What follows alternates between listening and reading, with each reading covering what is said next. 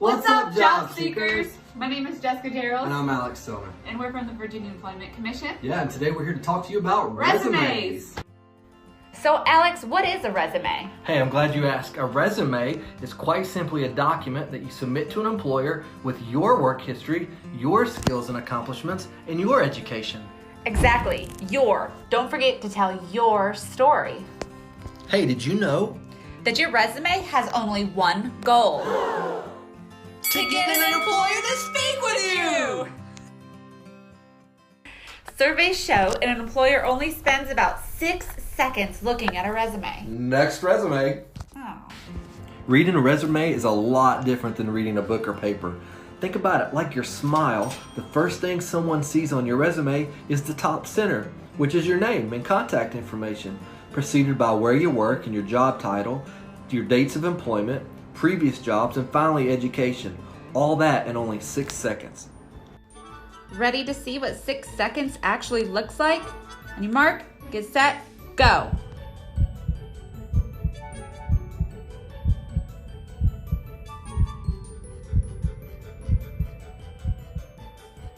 And time. Well, you caught their eye in that first 6 seconds, so what do they look at next? Great question. Let's take a look at formats. Okay. The 3 most common resume formats are chronological, functional, and combination. Chronological is the most common resume format. It's actually preferred by employers, and it will list your most recent position first with your work history.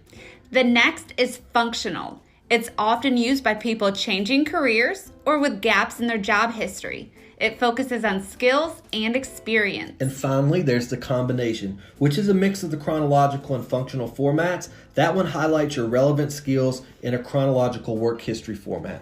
Since chronological is the most common resume used, let's take a look at the template. The first section of the resume is your contact information, which is located at the top. You will add your first and last name. No middle names. Yeah, simply after that, you put in your address and a good phone number. Use your cell phone with like a professional voicemail greeting. It's not a good idea to list like your work phone number because that would be awkward. Right. And make sure that your voicemail is professional. Exactly. You don't want something like, well, you know what to do after the beep. Last is your email. Make sure that it is polished and do not use nondescript formats. Yeah, exactly. You don't want something like scotty2hottie@yahoo.com. Also, it's a good idea to stay away from numbers if they're related to your date. Because I've seen stuff like Stan somebody 1956 at Yahoo, and that just says, hey, I was born in 1956. As mentioned earlier, people read a resume from the top down. So you want to start off by building excitement and to make them want to read more about you. Right.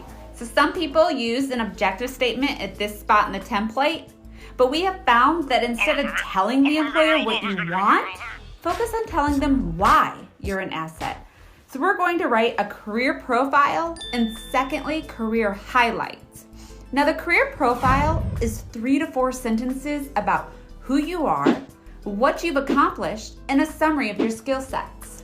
Once you've got that done, you move on to the career highlights, and instead of being sentences, you're going to use a bullet format. Those bullets should focus on 3 things. First, tell the company how you can help them create profits. Secondly, tell them how you can help them save money. And third, tell them how you can help them run their business more efficiently. Those 3 things should really grab their attention. Next, we're going to move into the professional experience section.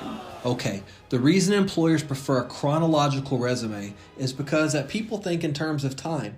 In this section, we'll do exactly that by telling our story in terms of time. So you're going to list your work history in reverse chronological order by starting with your current employer. Put the employer on the left-hand side, bolded, followed by the city and state the business is located in your start and stop dates. Now, not everyone knows what each organization does, so it's a good idea right underneath the company info to list what that company does or even what service or product they provide. It doesn't have to be very long. Then add your job title and roles. It can be slightly indented or italicized. Now the next part is where a lot of people mess up.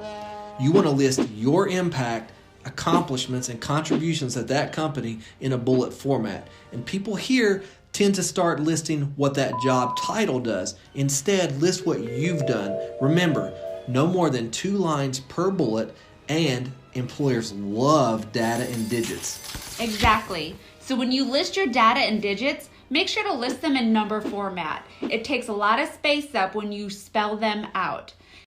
So, now that you've listed your current employer, you'll list all your previous employers going back about 10 years.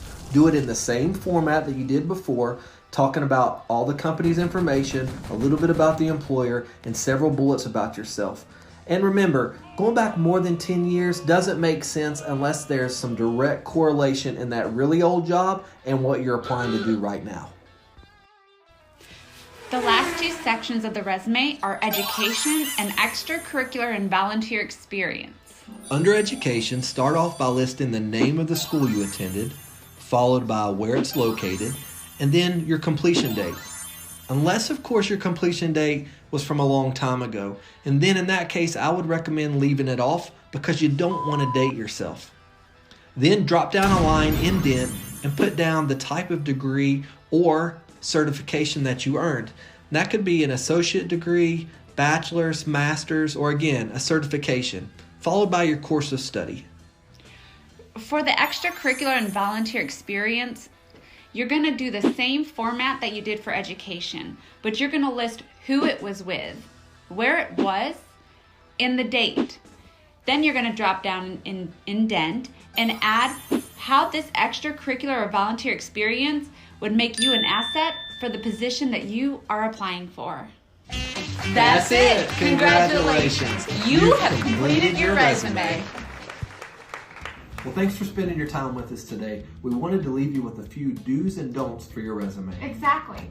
So do create a master resume. Absolutely. A master resume comes in so handy. You might end up writing multiple resumes. And if you have a master document to draw all your work experience and bullets off of, you can copy and paste and tailor it for each individual job that you're applying for. That's true. You know, tell the truth. Tell the truth for obvious reasons. If it's not 100% true, it doesn't belong in your resume. Absolutely. Use real English. Yeah. You can drop all the fancy words, get rid of cliches, get rid of Fancy jargon. Absolutely. Yeah.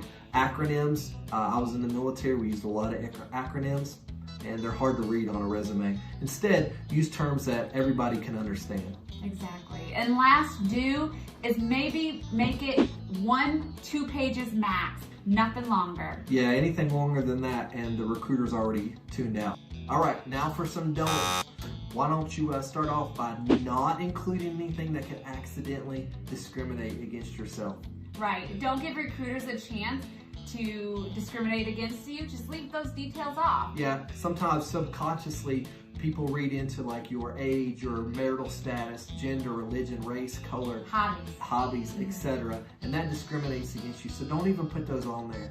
And also, don't get carried away on like your text effects and graphics. In fact, things like pictures can really stay off your resume completely. Exactly. And don't forget to spell check. And proofread. Multiple times. Yep. And finally, don't try to hide gaps in your employment. Nope. If you have a gap in your employment, whether it be because you stayed at home or you were sick or you went to school, just put a brief 1 or 2 sentence explanation in your cover letter. Yeah, and actually, what a great way to highlight some skills that might not otherwise be on your resume. Hey, listen, we really appreciate your time with us today.